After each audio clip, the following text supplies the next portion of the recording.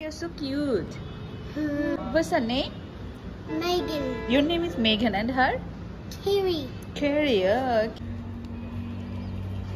আমি সেদিন রাতে বাসে উঠেছিলাম, সকালে এসে পৌঁছেছি। তারপরে সারাটা দিন একটু রেস্ট মোড়ামুড়ি করে বিকালের দিকে রেডি হয়েছি, শাড়ি পরে ঘুরতে বেরোবো। কক্সবাজারের কিছু রেস্টুরেন্ট এক্সপ্লোর করব। তার একটা পছন্দসই রেস্টুরেন্টে সমুদ্রের পাড়ে, সেখানে নিয়ে যাওয়া হলো। এবং আমি সেদিন রাতের বেলার কক্সবাজারের সমুদ্রের গর্জন সেদিনের মতো প্রথম উপভোগ করলাম। পরদিন সকাল না, দুপুরের পরে আর কি, প্রথমে গেলাম একটা কুমিরের খামারে। সেখান থেকে বের হয়ে চলো আমি কি কি দেখে বেড়াই তোমাদের সাথেও শেয়ার করি।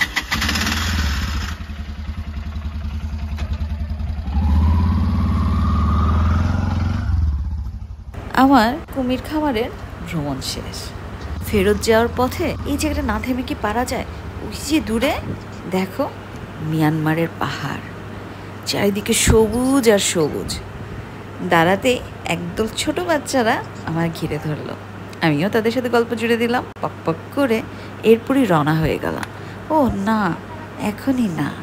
উদ্দেশ্য যাওয়ার সময় রাবার বাগানটা যে দেখেছিলাম সেখানে কিছুক্ষণ থামবো। বিকেলের মধ্যেই যেতে হবে, কারণ কি জানো, বিকেলের পরপরই জায়গাটা একদম শুনশান হয়ে যায়, তখন কিঞ্চিত সেফ না। এই জন্য বিকেলের মধ্যেই যেতে হবে। এর মাঝেই এই ড্রাগন ফ্রুটসের বাগানটায় যদি একটু না দাঁড়াই তাহলে তো অবিচার হয়ে যাবে, তাই না? কি আমি সেখানেও থামলাম। তখন অবশ্য ড্রাগন ফ্রুটসের গাছে ফল ধরার সময় ছিল না, কারণ সবগুলো গাছই একেবারে খালি, কাঁটা দিয়ে ভরা ন্যাড়া মাথা ছিল।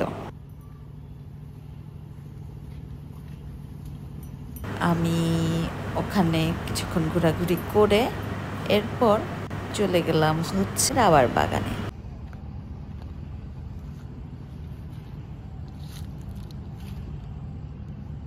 প্রকৃতি না আসলেই অনেক সুন্দর।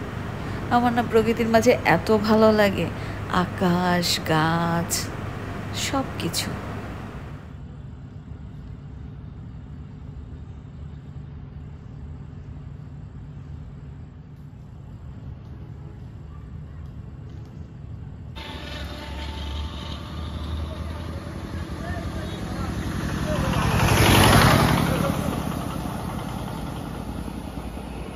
রাস্তার ধারে দাঁড়িয়ে সবুজ ফসলের মাঠ দেখার পাশাপাশি মনে হলো এখনই রওনা দিতে হবে, নইলে যে সন্ধ্যা হয়ে যাবে। এর মধ্যে মিজান ভাই আমাকে পাহাড়ি কলা কিনে খাওয়াবে। ঠিক আছে, শখ বলে কথা, ভাইজানের অনেক কিছু দেখার বাকি, যদিও আমি ফল টল তেমন পছন্দ করি না। কুমিরের খামার দেখলাম, এরপর তোমাদের সাথে নিয়েই তো পুরো পাহাড়, ড্রাগন ফলের মাঠ না, ড্রাগন ফলের পাহাড়, হ্যাঁ, তার মাঝে রাবার বাগান, কত কি দেখে ছুট দিচ্ছিলাম কক্সবাজারের উদ্দেশ্যে। সবুজ ধানি ক্ষেত, উপরে নীল আকাশ, দূরে ঠিক এমন ছবিতে আমরা আঁকতাম না, ঠিক ছবির আঁকার মতো গাছ, এরপরে আকাশ আর আকাশ, আকাশের সেই খেলা। এমন একটা সুন্দর জায়গায় থেমে কিছুক্ষণ হু হু হু হু বাতাস হচ্ছিল। সেই বাতাসগুলোকে অবশ্য অনেক রোদও ছিল, তাতে কি, আমি তো বাতাস খাবই। তারপরে বাতাসের দোল খাওয়ার ফাঁকে ফাঁকে যখন নীল আকাশটা দেখা যাচ্ছিল, তার সৌন্দর্য একটু অন্যরকমই ছিল। এখন আবার ছুট, সিএনজিটা ছুটছে, হু হু বাতাস, মাঝে মাঝে কিছু কালভার্ট, আবার মাঝে মাঝে দুপাশে সবুজ আর সবুজ, বেশ বাঁশঝাড় না, বাঁশঝাড় না, ঝাউবন।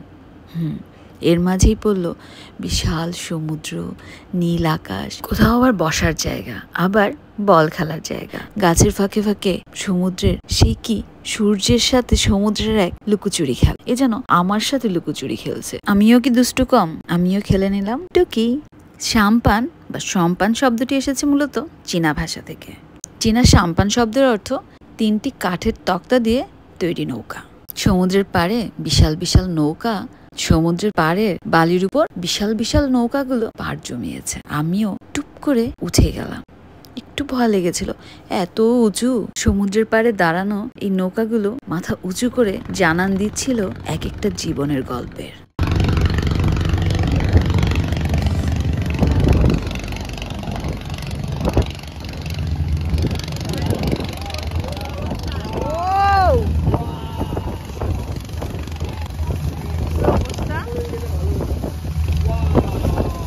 এই এইভাবে করে ছেড়ে দিই।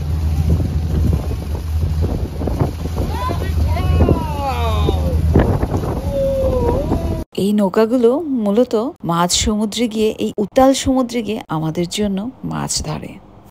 আমি যখন মুগ্ধ হয়ে আকাশ বাতাস সমুদ্রের সাথে মিশে যাচ্ছিলাম, মিজান ভাই আমার কিছু ভিডিও করে দিল। এই নৌকাগুলোর একটা সুন্দর বিশেষত্ব আছে, সেটা কি জানো? প্রথমে একটা আষ্টে গন্ধ লাগবে, একটু লবণাক্ত গন্ধ। কিছুক্ষণ পরে এই গন্ধের একটা মাদকতায় তুমি নিজেকেই বিলীন করে দিবে। হ্যাঁ, এখন শুনতে অদ্ভুত শোনালেও কথাগুলো কিন্তু সত্য। এদিকে সমুদ্রের গর্জন, বালির একটা গন্ধ, আর পাশে এই জীবনের গল্পের একটা গন্ধ।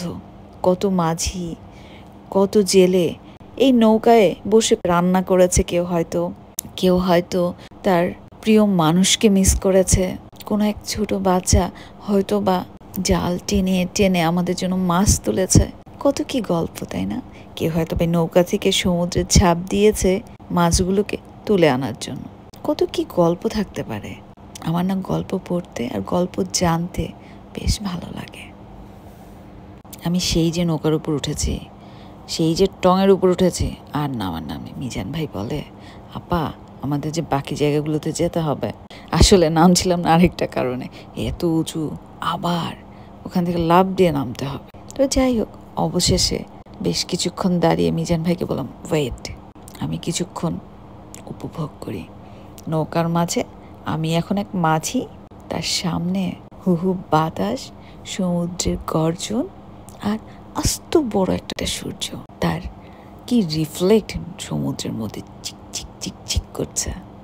মনে হচ্ছে এক মুঠো টুপ করে গিয়ে তুলে নিয়ে আসি। অবশেষে নৌকা থেকে নামলাম। আমাকে সব ধরনের ভিডিও সবকিছুর পিছনে যে হেল্প করতেছে সে ভাইটার নাম কি? ভাই আপনার নাম কি? মিজানুর রহমান।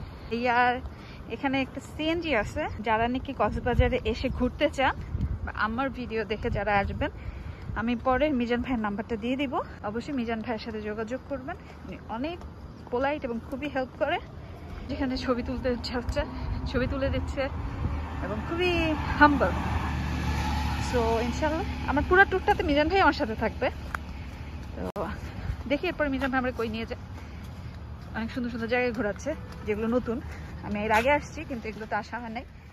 এক পাশে নীল সমুদ্র, অন্য পাশে পাহাড়, সাথে সাদা তুলোয় ভরা মেঘ।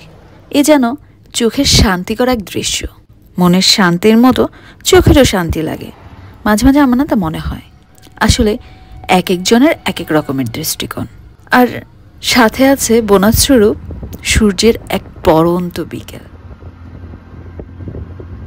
মেরিন ড্রাইভ হলো ৮০ কিলোমিটারের দীর্ঘ একটা পথ, কক্সবাজার থেকে টেকনাফ পর্যন্ত বিস্তৃত। এটি পৃথিবীর দীর্ঘতম সমুদ্র সংলগ্ন ড্রাইভিং রোড।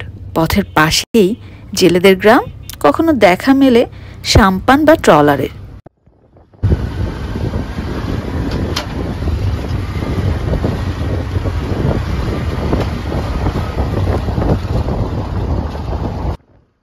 সূর্যটা সবে ডুব ডুব যাবে। এই সময় আকাশ মেঘ অন্যরকম এক মাদকতা মেতেছে। আর আমি ছুটছি পাহাড়ের মাঝ দিয়ে একটা এলোপাথারি রাস্তায়। একবার ডানে মোড় নিচ্ছে তো একবার বাঁয়ে, এরপর সোজা রাস্তা ঘুরছে আর ঘুরছে। মাঝে মাঝে বিশাল পাহাড় কেটে তার মাঝ বরাবর দিয়ে রাস্তা চলে গেছে। মনে হচ্ছে কোনো এক গুহায় ঢুকে যাচ্ছি, চলন্ত একটা রোলার কোস্টার নিয়ে। হুট করে এক ঝলক আলো আর সবুজের খেলা। আমরা যাচ্ছি মিনি বান্দরবান। মিজান ভাইয়ের কথা, এখানে বর্তমানে অনেক বেশি পর্যটক আসে। আমি বললাম, তাহলে নিয়ে চলেন তো দেখি। কক্সবাজার মানে কি কেবলই সমুদ্র? না, এখানে আছে এমন এক জায়গা যেখানে পাহাড় ছুঁয়ে যায় মেঘে আর মেঘে। এটি কক্সবাজারের মিনি বান্দরবন। ছোট্ট বান্দরবন বলে পরিচিত। চারিদিকে সবুজ আর পাহাড়। ভাইয়া, মিজান ভাই আজ আমাকে নিয়ে আসলো মিনি বান্দরবনে। এই সবুজ পাহাড়ি জায়গায় দাঁড়িয়ে একটা জিনিস খুব মনে হলো, এই ছোট্ট পাহাড়ি জগতে দাঁড়িয়ে বুঝি প্রকৃতি যতটা না বড়, অনুভবটা ঠিক ততটাই গভীর। বিশ্বাস করো, নিজেকে খুবই ছোট, খুবই ক্ষুদ্র মনে হলো। মিনি বান্দরবন খুব ছোট্ট একটা নাম, কিন্তু এর বিশালতা অনেক। কারণ কি জানো, চারিদিকে ছিল সবুজ আর সবুজ, ঠিক রং তুলি দিয়ে ছবি আঁকার মতো। এখানে এসে পাহাড় বেয়ে বেশ খানিকটা উপরে উঠতে হয়। তুমি যত চূড়ার উপরে উঠতে যাবে ততই উঠতে পারবে, কিন্তু তোমাকে তো বেয়ে বেয়ে উঠতে হবে। পাহাড় বেয়ে ধীরে ধীরে উঠতে উঠতে টের পাই জীবনেরও না একটা স্লোপ থাকে। উঠানামার মাঝে রয়ে যায় একটা বড় প্রশান্তি। এখন আমার নামার পালা। বেশ খানিকটা কষ্ট, কিন্তু আমরা সারা দিন রাত কত কি না নিয়ে পড়ে থাকি। আসলে অনেক উদার হতে হবে, ঠিক প্রকৃতির মতো। পরন্ত একটা বিকেল, লাল টকটকে সূর্য, চারিদিকে আকাশ রঙিন। এ কি মিস করা যায়? আর ছিল চায়ের দোকান। বলো তো কিভাবে মিস করি? শুধু কি চা খেলেই হবে? তোমরা তো আমাকে জানোই, আমার তো একটু এদিক ওদিক ডানে বায়ে ঘুরতে হবে। আমি সোজা হাঁটা ধরলাম। প্ল্যান হচ্ছে একটু সামনের দিকে যাব, গ্রাম দেখব।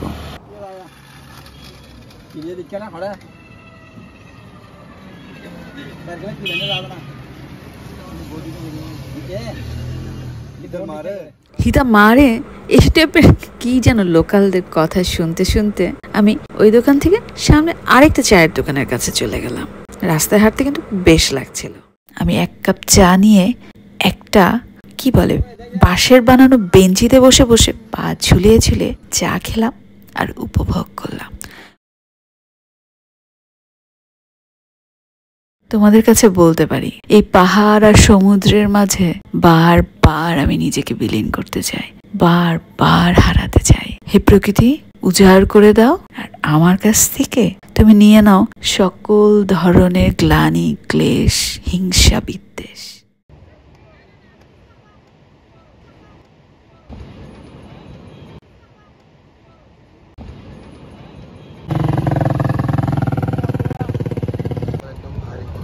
এটা সবাই সমুদ্রের ভিডিও করতে করতে এই পাহাড়ের সৌন্দর্যগুলা আর ভিডিও করা হয়।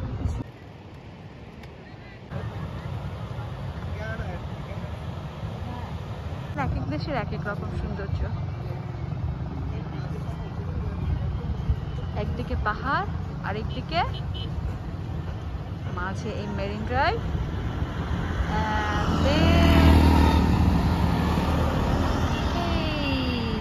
সমুদ্র। আমরা চলে আসছি এখানে। এটা হচ্ছে নতুন কোরাল।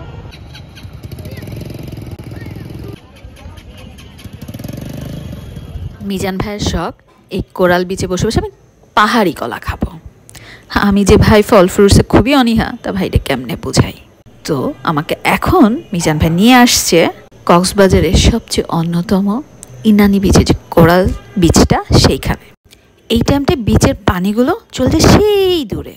মাথায় একটা ফুলের মালা নিয়ে ঠিক জলকন্যার মতো বসে রইলাম কোরালগুলোর উপরে। এখন শুধু আমি, কোরাল আর পরন্ত একটা বিকেল। মালা কত করে? খুশি হয়ে যা দেয়। লালটা কত? আপনাকে আমারটা গিফট করছি। তোমারটা গিফট করতেছো? আমারটা গিফট করব। আমাকে গিফট করছে। গিফট কর না না, এমনি দিছো? ওরে বাচ্চা, thank you so much. Welcome. কি নাম তোমাদের? আমার নাম জান্নাতুল্লাহ। আর তোমার নাম? Sumaiya. Sumaiya. Thank you so much. অনেক সুন্দর দুটো ফুল দিচ্ছে। কক্সবাজার থেকে কিছুটা দূরে এই ইনানি কোরাল বিচ, যেখানে সোনালি বালির নরম স্পর্শে আছে কালো, শক্ত আর ধারালো কোরাল পাথরের সারি, যা সমুদ্রের ঢেউয়ের সাথে প্রতিনিয়ত যুদ্ধ করে। জোয়ার এলে শুরু হয় গা ছমছম করা সৌন্দর্য। একদিকে সমুদ্রের পানির উপর দিয়ে ভেসে থাকে কালো কোরালগুলো, মাঝে মাঝে সমুদ্রের পানিগুলো এসে আশ্রয় পড়ে সেই পাথুরে কোরালে। কেমন এক অদ্ভুত নৈসর্গিক সৌন্দর্য। আর ভাটার সময় যেন প্রকৃতি নিজে তার খোঁজা খোঁজা তীক্ষ্ণ রূপ উন্মুক্ত করে। এখন বলো তো, এই যে পাথর শক্ত শক্ত কালো, এগুলো কি? এই কোরাল আসলে কি? কোরাল হলো সামুদ্রিক অঙ্গপ্রাণী যারা একসাথে বসবাস করে। তারা নিজেদের দেহ থেকে শক্ত ক্যালসিয়াম কার্বনেট নির্গত করে, যা দিয়ে তৈরি হয় শক্ত কঙ্কাল। এই কঙ্কালগুলো অনেক সময় পরে জমে তৈরি করে কোরাল রিফ। অনেকে মনে করে কোরাল হলো পাথর বা গাছ, কিন্তু আসলে এগুলো ক্ষুদ্র প্রাণীর তৈরি অবকাঠামো। পলিপ নামে ক্ষুদ্র প্রাণী সমুদ্রে বাস করে। এরা জেলিফিশের মতো নরম দেহী। প্রতিটি পলিপ ক্যালসিয়াম কার্বনেটের কঙ্কাল তৈরি করে, যা শক্ত পাথরের মতো দেখতে হয়। বহু বছর ধরে হাজার হাজার পলিপ একসাথে এই কঙ্কাল তৈরি করতে থাকে। সময়ের সঙ্গে সঙ্গে এইসব কঙ্কাল একত্রিত হয়ে গড়ে তোলে প্রবাল প্রাচীর বা কোরাল রিফ।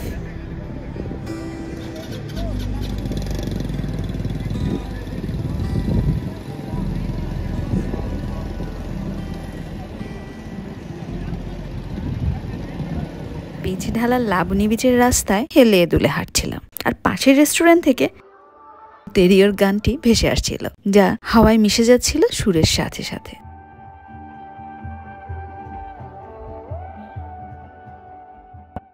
হঠাৎ কানে এলো ফেমাস মালিক ভাইয়ের গান কাসুন্দি রেস্টুরেন্ট থেকে। কি আর করব, লোভ সামলাতে পারলাম না, টুপ করে ঢুকে পড়লাম কাসুন্দিতে।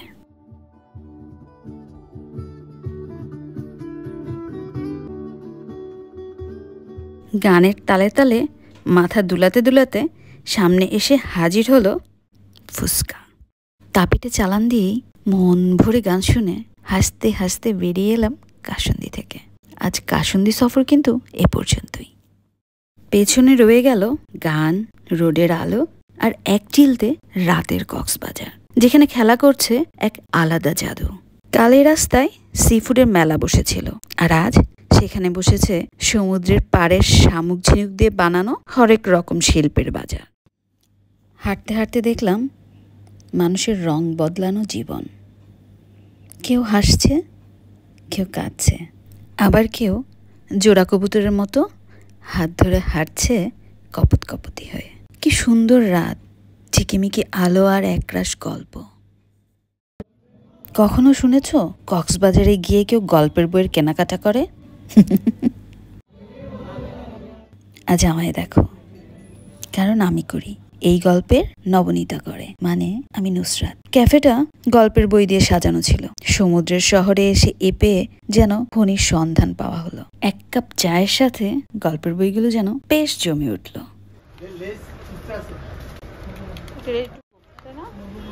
আবার চলে এলাম লাবণী পয়েন্টে। উদ্দেশ্য এবার বিচে গিয়ে বসবো, রাতের সমুদ্র উপভোগ করব। কিন্তু তার আগে কিছু বালাচৌ শপিং হলো, যেমন হয় সকল পর্যটকদের। সেজন্য বাড়তি বলি না, বাড়তি বলে দেখা যাবে আপনারও নাম হবে না, আমারও বেচা হবে না। ভাইয়ের দোকানের নামটা কি? তারেক বার্বিশ।